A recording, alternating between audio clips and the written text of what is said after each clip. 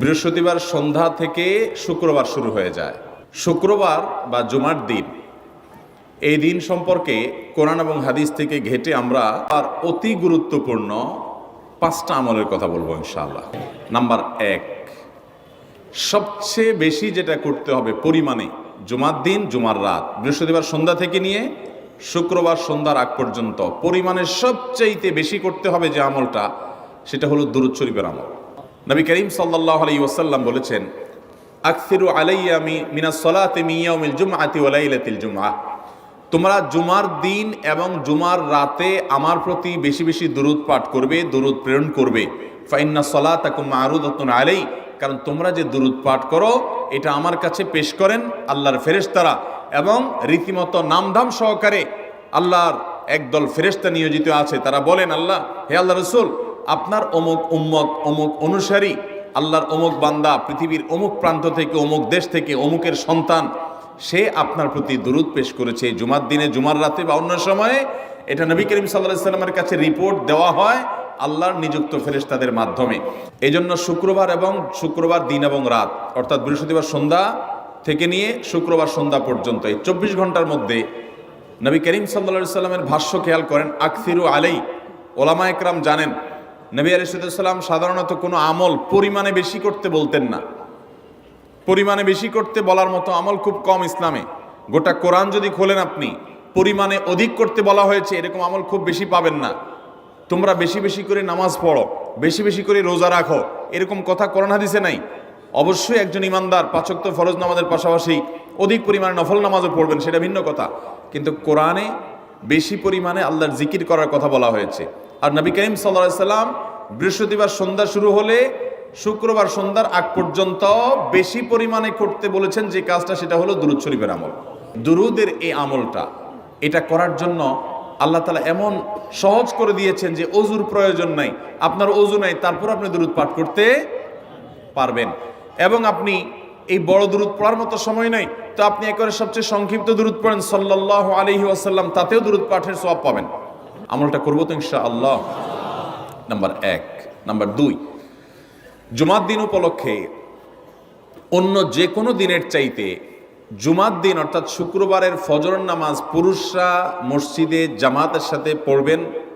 জামাতের সাথে পড়ার নিয়ত করবেন পাক্কা, কারণ অন্য যে কোনো দিনের ফজর নামাজ না, শুধুমাত্র যত নামাজ আছে, নবী করিম সাল্লাল্লাহু আলাইহি ওয়াসাল্লাম বলেছেন, আফদালুস সালাওয়াতে ইনদাল্লাহ, আল্লাহর কাছে দুনিয়ার সব নামাজের মধ্যে 5 ওয়াক্ত সাধারণ নামাজগুলোর মধ্যে সবচেয়ে উত্তম নামাজ হলো সলাতুল ফজরে মাআল জামাআতে ইয়াউমাল জুমআহ, জুমার দিন ফজরের নামাজ জামাতের সাথে আদায় করা হলো যত নামাজ আছে এর মধ্যে সবচেয়ে শ্রেষ্ঠ নামাজ। ভাইরা আমার, প্রত্যেক বৃহস্পতিবার আসলে সন্ধ্যার সময় প্রতিজ্ঞা করব, সপ্তাহের অন্য দিন যদি আমার ত্রুটি বিচ্যুতি হয়ও আমি সেটাকে কারেকশন করার চেষ্টা করব, কিন্তু শুক্রবার ফজরটা পুরুষ হিসাবে আমি জামাতের সাথে পড়বই পড়ব। তার জন্য রাতে আগে আগে শোবো, ডাবল ট্রিপল অ্যালার্ম দিয়ে শোবো, অন্য নামাজি বন্ধুকে বলবো ফোন দিয়ে ডেকে দিবি, একে অন্যের সহযোগিতা করব, কিন্তু ফজরের নামাজ জুমার দিন ছাড়বো না ইনশাআল্লাহ। 3 নম্বর আমল হলো সূরা কাহাফ পড়ব। যারা কোরআন পড়তে পারেন না তারা শুনবেন, আর যারা পড়তে পারেন তারা নিজে পড়বেন। সূরা কাহাফ যদি জুমার দিন কেউ পড়ে, নবী করিম সাল্লাল্লাহু আলাইহি ওয়াসাল্লাম বলেছেন এই সূরাটা তার জন্য নূর হবে, নূর, আলো আল্লাহর তরফ থেকে। কিয়ামতের ময়দানে ভয়াবহ গুটগুটে অন্ধকার হবে। কিয়ামতের একটা ভয়াবহ শাস্তি হলো অন্ধকারের শাস্তি। ভাইরা আমার, অন্ধকারের শাস্তি মানে এমন ভয়াবহ অন্ধকার হবে যে দুনিয়ার অন্ধকারের সাথে কোনো তুলনাযোগ্য নয়। সেই ভয়াবহ অন্ধকারে কিছু আমল আছে যে আমলগুলো মানুষের ওই অন্ধকারের মধ্যে আলোর কাজ দিবে। এর মধ্যে একটা হলো এই সূরা কাহাফ। অন্য অনেক উলামা ইকরাম বলেছেন এর ব্যাখ্যা হলো সূরা কাহাফ যদি কেউ এক বৃহস্পতিবারে পড়ে, পরের বৃহস্পতিবার পর্যন্ত, এক শুক্রবারে যদি পড়ে, পরের শুক্রবার আগ পর্যন্ত পুরো সপ্তাহব্যাপী তার ভিতরে নূর, ঈমানের নূর, তাকওয়ার নূর, ইলমের নূর, আমলের নূর, ভালো মানুষ হওয়ার নূর তার ভিতরে আল্লাহ তাআলা সৃষ্টি করে দিবেন। তো নবী সাল্লাল্লাহু আলাইহি ওয়াসাল্লাম বলেছেন সূরা কাহাফের প্রথম 10 আয়াত যদি কেউ মুখস্থ করে, তো এই ব্যক্তিকে আল্লাহ রাব্বুল আলামিন এবং যদি তেলাওয়াত করে, এই ব্যক্তিকে আমলের মাধ্যমে দাজ্জালের ফিতনা থেকে আল্লাহ বাঁচিয়ে রাখবেন। অতএব জুমার দিন প্রত্যেক শুক্রবারে সূরা কাহাফ পড়বো তো ইনশাআল্লাহ। 4 নম্বর আমল হলো দুনিয়াতে যত ফজিলতপূর্ণ আমল আছে এর মধ্যে সবচেয়ে বেশি ফজিলতপূর্ণ আমল এটা। খুব সহজ আমলটা, খুব সহজ। প্রত্যেক শুক্রবার আমরা এটা করতে পারি। জুমার দিন আগে ঘুম থেকে উঠে উত্তম রূপে গোসল করে মসজিদে আগে আগে গিয়ে পায়ে হেঁটে গিয়ে সামনে ইমাম সাহেবের কাছাকাছি গিয়ে বসা, অনর্থক কথা কাজ না করা, তেলাওয়াত জিকির আজকারের মশগুল থেকে নামাজটা পড়ে বের হয়ে আসা, এই কাজ। এই কয়েকটা কাজ যদি করে তাহলে কাজ কয়টা হলো? আগে আগে ঘুম থেকে উঠা, ওই যে ফজর নামাজ জামাতের সাথে পড়া ইত্যাদি, গোসল করা উত্তম রূপে, আর পায়ে হেঁটে মসজিদে যাওয়া, বাহনে না চড়া। 4 নম্বর হলো ইমামের কাছাকাছি গিয়ে বসা, কোনো অনর্থক কাজ না করা। এই 4টা কাজ যদি কেউ জুমার দিনে করে, নবী করিম সাল্লাল্লাহু আলাইহি সাল্লাম বলেছেন ওই ব্যক্তি বাসা থেকে মসজিদ পর্যন্ত যে আসলো, যতগুলো পা ফেলবে, যতগুলো স্টেপ ফেলবে, যতগুলো কদম দিবে, প্রতিটা কদমের বিনিময়ে আল্লাহ রাব্বুল আলামিন তার অ্যাকাউন্টে, তার আমল নামাতে 1 বছর রাত জেগে, সারা রাত জেগে তাহাজ্জুদ নামাজ পড়লে এবং 1 বছর সারা দিন, প্রত্যেকটা দিন পুরা বছর জুড়ে নফল রোজা রাখলে যে পরিমাণ সওয়াব পাইতো, 1 বছর নফল রোজা, 1 বছর রাতভর জেগে তাহাজ্জুদের নামাজ পড়ার সওয়াব মাত্র একটা কদম ফেলার বিনিময়ে দিবেন। চেষ্টা করবো না ইনশাআল্লাহ? 5 নম্বর এবং সর্বশেষ আমল হলো, জুমার দিনে একটা সময় আছে দোয়া কবুল হয়। দোয়া কবুলের যে সময়গুলো আছে এর ভিতরে অত্যন্ত ইম্পর্টেন্ট একটা সময় হলো জুমার দিন।